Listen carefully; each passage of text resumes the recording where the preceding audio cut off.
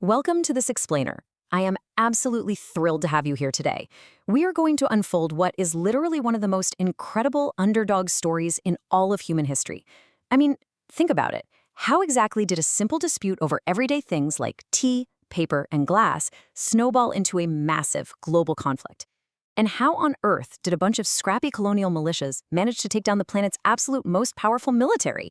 Well, grab your focus because we're going to visually trace the exact domino effect that built a brand new nation. Let's get into it. Okay, let's dive into this. 60 million pounds. Honestly, to really grasp the American Revolution, you have to understand the sheer weight of this massive pile of debt. See, Britain had just won the global 7 Years' War, which secured the colonies, right? But that victory, it left them practically broke. So they decided it was high time for the American colonists to foot the bill. To the British government, this made perfect financial sense. But to the Americans? Oh, this was a massive, completely unacceptable overreach. So what was Britain's grand solution? Basically, tax absolutely everything. It's kind of comical when you look at how much they tried to squeeze out of them. First it was sugar in 1764, then this highly controversial Stamp Act for basically all legal documents. And eventually they went after glass, lead, and, yep, tea. Well, the colonists were absolutely furious. And, this wasn't just about the money. It was about the core principle of self-governance. They were being taxed without any representation in Parliament whatsoever. That was a huge violation of their rights, and it sparked these incredibly organized, financially devastating boycotts. Because you see, this wasn't just some overnight war. It was a total domino effect. Let's look at how it escalated. Back in 1770, high tension in Boston actually leads to locals throwing snowballs and oyster shells at British soldiers. Total panic ensues, shots are fired, and tragically, 5 civilians die in what we now call the Boston Massacre. Fast forward a bit to 1773, and patriots dump 10,000 pounds of tea right into Boston Harbor. Britain's response? They retaliate by placing Massachusetts under direct, strict military rule. Naturally, the other colonies fear they're next, so militias start arming themselves. And then, bam! In 1775, the opening shots officially rang out at Lexington and Concord. The train of war had officially left the station. So, with full-blown conflict now a stark reality, the Continental Congress really needed a legitimate army, and, more importantly, a leader. Now picture this. George Washington had actually been showing up to Congress in his full military uniform every single day for months. It was basically his not-so-subtle way of saying, hey guys, I'm available for the job. Congress essentially looked at him and said, all right, we all know you wanted this, so cut the crap, George. But seriously, with his extensive military experience and the sheer respect he commanded, they officially appointed him Commander-in-Chief. He was the exact stabilizing anchor this chaotic rebellion desperately needed. But Washington still had to actually prove he could win. Let's map this out like we're drawing on a whiteboard here. During the siege of Boston, his army is freezing, they're starving, and they have zero heavy weapons. Enter Henry Knox. This guy pulls off an absolute logistical miracle. He uses oxen to drag 120,000 pounds of captured British artillery across 300 miles of brutal winter terrain. Washington's troops then secretly haul and mount these massive cannons up on Dorchester Heights in the dead of night. When dawn breaks, the British wake up to find themselves completely, utterly checkmated. Without firing a single shot that morning, Washington forced 9,000 elite redcoats to just pack up and abandon the city.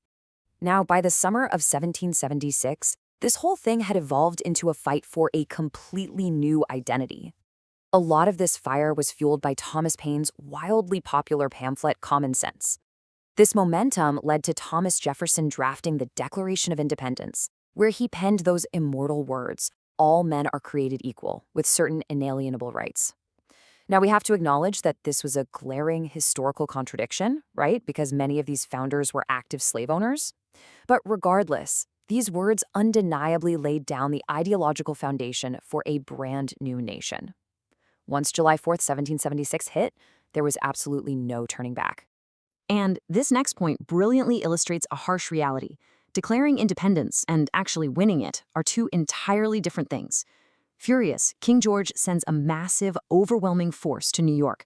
We're talking 130 warships and 25,000 troops.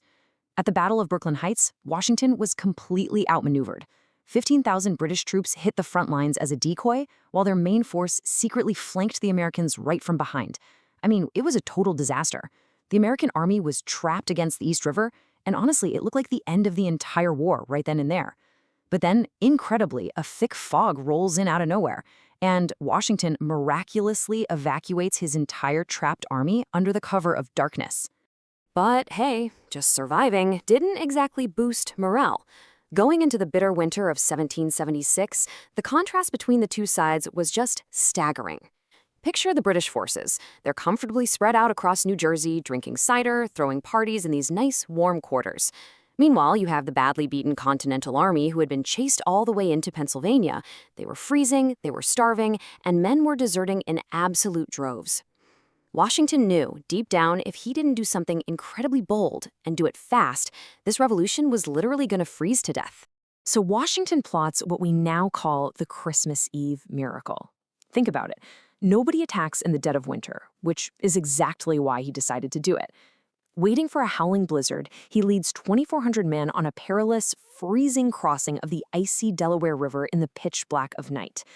After a grueling 9-mile march through the snow to Trenton, they catch the garrison of elite Hessian mercenaries completely off guard. A fierce firefight breaks out, and the Hessians are forced to surrender. It was a stunning, desperately needed victory that sent massive shockwaves of hope throughout all the colonies. But to actually win this thing long-term, America needed massive outside help. After a huge turning point American victory at Saratoga, the war finally went global. Benjamin Franklin was over in France on a crucial diplomatic mission. Now, despite his infamous reputation for partying, which, by the way, made him a terrible wingman for the much more serious John Adams, Franklin actually succeeded. The French, who were super eager for revenge on Britain anyway, officially joined the war. They brought crucial money, intense naval power, and fresh troops. Soon after, Spain and the Dutch jumped in too. So suddenly, Britain finds itself fighting a massive global war on multiple fronts. Now, what's really interesting about this next phase of the war is the tragic, incredibly petty arc of Benedict Arnold. We all know the name, right? Well, first, he was the hero. Arnold was absolutely instrumental in capturing munitions at Fort Ticonderoga, and he pretty much obliterated the British at Saratoga with this crazy, unauthorized, heroic charge. But then, he becomes the traitor. He was constantly passed over for promotions, rebuked by Washington, and eventually Arnold's incredibly fragile ego just broke. Deeply bitter, he took command of West Point and secretly offered its defense plans to the British for a hefty payday. The plot got foiled at the last minute, forever cementing his name as America's ultimate symbol of treason. Meanwhile, by 1780, the war up north had ground to a muddy stalemate. Desperate to end their soaring national debt, the British completely shifted their strategy down south, expecting to find heavy loyalist support. And it actually started really well for them. They easily captured Savannah, and in 1780, they took Charleston in a crushing, devastating blow. British commanders started unleashing this ruthless cavalry to just burn their way through the backcountry. But here's the catch. Instead of rallying those loyalists, this extreme brutality just completely enraged the locals. It sparked this vicious, chaotic, neighbor-against-neighbor guerrilla war. So to save the South, Washington sends down General Nathanael Greene. Now, Greene quickly realizes he absolutely cannot beat the heavily armed British general Cornwallis in a traditional line-up-and-shoot kind of fight. So he gets creative. He splits his smaller army into these highly fast, mobile groups and literally lures Cornwallis's slower, heavier army on this exhausting wild goose chase deep into hostile territory. He stretches Cornwallis's supply lines right to the breaking point.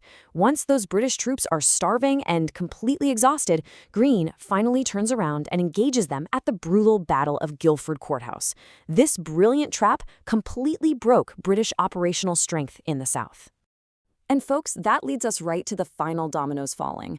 Battered and bruised, Cornwallis moves his army to the coastal town of Yorktown, desperate to get resupplied by the British Navy. But the trap snaps shut. A massive French fleet arrives out of nowhere and completely drives off the British ships. Up north, Washington fakes an attack on New York while secretly speed marching a combined American and French force hundreds of miles down south. They surround Cornwallis by land, while the French block off any escape by sea. After a month of relentless, pounding bombardment, Cornwallis has no choice but to surrender his 7,000 elite troops. That surrender at Yorktown completely broke the political will of the British Parliament. The war had simply become way too expensive to continue. So, in 1783, they officially signed the Treaty of Paris. Great Britain officially recognized the United States as a fully independent nation, handing over massive amounts of territory all the way to the Mississippi River. Spain got Florida back.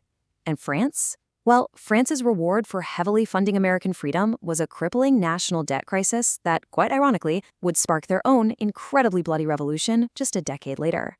But back in America, following the war, George Washington did something almost completely unheard of in human history. He just went home. But the country needed him one last time to lead the new government in 1789.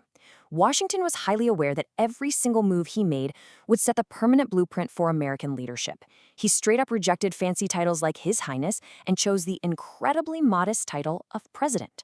He established a cabinet of expert advisors, he delivered an annual State of the Union address, and perhaps most importantly, when he very easily could have ruled for life like a king, he voluntarily gave up absolute power after just 2 terms.